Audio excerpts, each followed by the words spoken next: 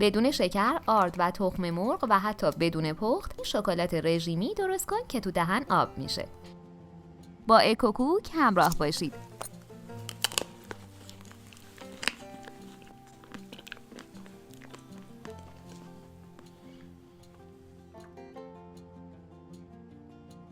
یه پیمان خرما رو خوب بشورید و هسته‌هاشون رو بگیرید.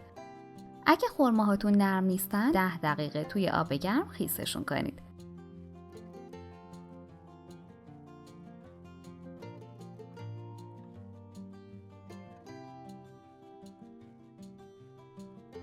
یه قاشق چایخوری پودر نسکافه رو با یه قاشق غذاخوری آب جوش حل کنید.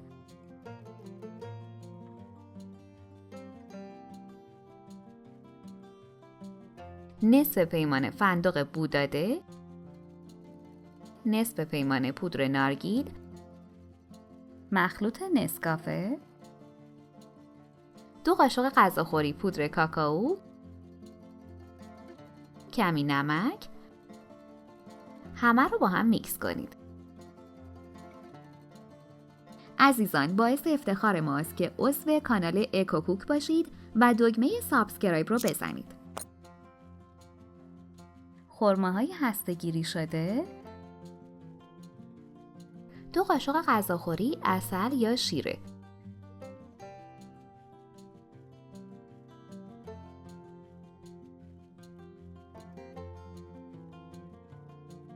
دوباره میکس کنید.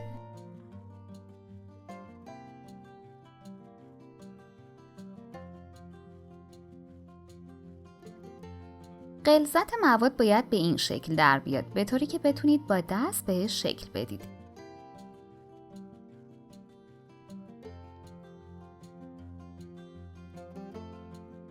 از مواد بردارید و با دست به شکل مربع در بیارید و روی نایلون بذارید.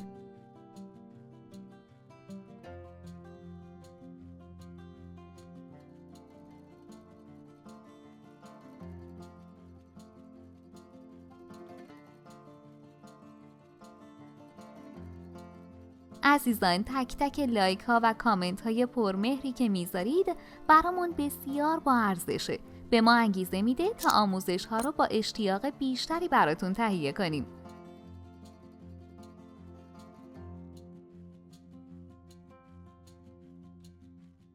15 دقیقه داخل فریزر بمونه.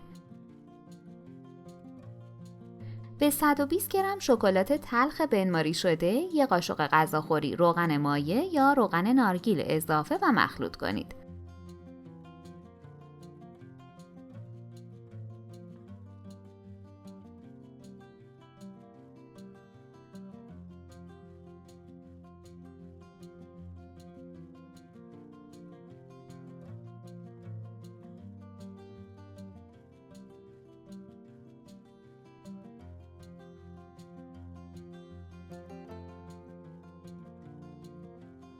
یک چهارم پیمانه فندق خرد شده بریزید و هم بزنید.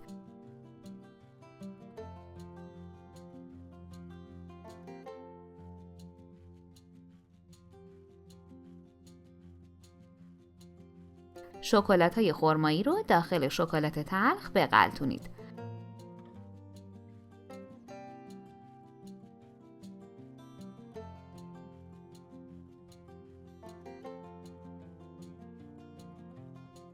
اگه فکر می‌کنی ممکنه دوستت هم از این آموزش خوشش بیاد، پس حتما براش بفرست تا اون هم ببینه و استفاده کنه.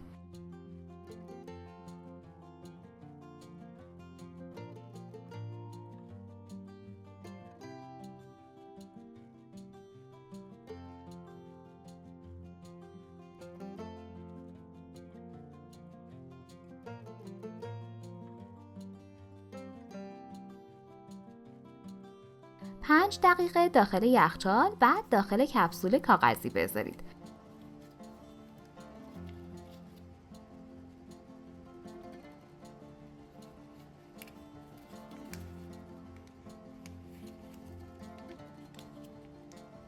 بعد از امتحان این شکلات‌های انرژی بخش واسه همیشه طرفدارش میشی.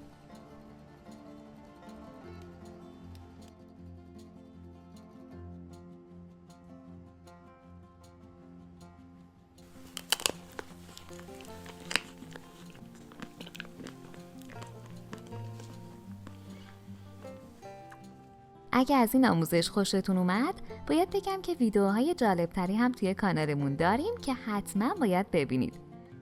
لطفاً برای حمایت از ما لایک و سابسکرایب رو فراموش نکنید.